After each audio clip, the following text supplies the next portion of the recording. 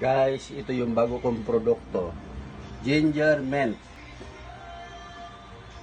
Buhusan natin ng mainit na tubig. Yan. Luya, ginger, mint. Lagay natin dito. Pakulo muna tayong tubig.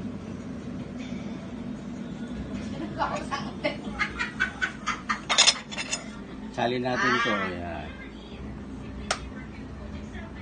Yan.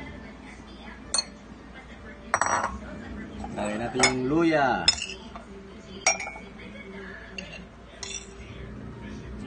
Yan, luya.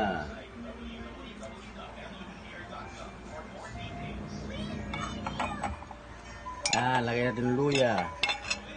Ginger mint tea. Ang aking produkto. Okay. Lagyan natin ng mainit na tubig.